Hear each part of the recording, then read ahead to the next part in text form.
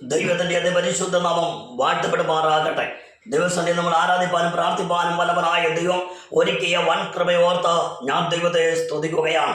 അബ്രഹാമിൻ്റെ ഭവനത്തിൽ നിന്ന് ഗാഹർ തൻ്റെ മകനുമായി യാത്ര തിരിക്കുകയാണ്. അബ്രഹാം കൊടുത്തുവിട്ട വെള്ളവും അബ്രഹാം കൊടുത്തുവിട്ടിരിക്കുന്ന അടയും തീർന്നു പോയപ്പോൾ മരുഭൂമിയിൽ തൻ്റെ ഗാഹർ ഒരു നിലവിളിക്കുകയാണ്. ഇന്ന് ഓർക്കുക, തൻ്റെ തലമുറയ്ക്ക് വേണ്ടി നിലവിളിക്കുന്ന മാതാവേ, തൻ്റെ തലമുറയ്ക്ക് വേണ്ടി നിലവിളിക്കുന്ന പിതാവേ, ഇന്ന് നീ പ്രാർത്ഥിക്കുന്ന വിഷയത്തിനകത്ത്, നീ കരയുന്ന വിഷയത്തിനകത്ത് എൻ്റെ ദൈവം മറുപടി തരാൻ ദൈവം ശക്തനായ ദൈവമാകിയ ഞാൻ ദൈവത്തെ വാഴ്ത്തുകയാ.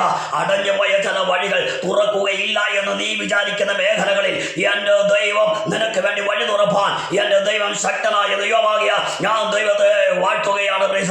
ആഗർ മരുഭൂമിയിൽ നിലവിളിക്കുകയാ. തൻ്റെ മകന്റെ മരണം കാണണ്ട എന്ന് പറഞ്ഞുകൊണ്ട് അമ്പമ്പാട് ദൂരത്തിരുന്ന് നിലവിളിക്കുകയാ.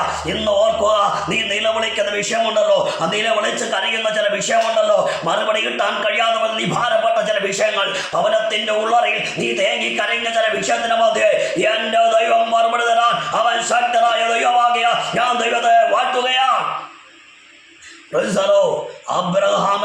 അബ്രഹാം കൊടുത്തുവിട്ട വെള്ളം തീർന്നു പോയി. ഗാഹർ വളരെ നിരാശപ്പെടുവാനിടയായി.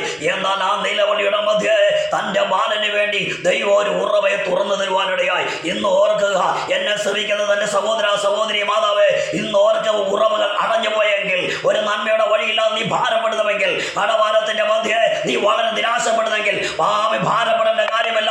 നിന്റെ അരികെ, നിന്റെ ഭവനത്തിന്റെ അകത്തളങ്ങളിൽ എൻ്റെ ദൈവം ഒരു ഉറവയെ തുറന്നു തരാൻ ദൈവം ശക്തനായ ദൈവമാണ്. ആ ദൈവത്തിന്റെ കരങ്ങളിൽ ഒന്ന് ഏൽപ്പിച്ചു കൊടുക്കാം.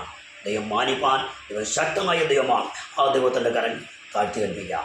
ദൈവം മറുപടി ശക്തി. ആമേൻ.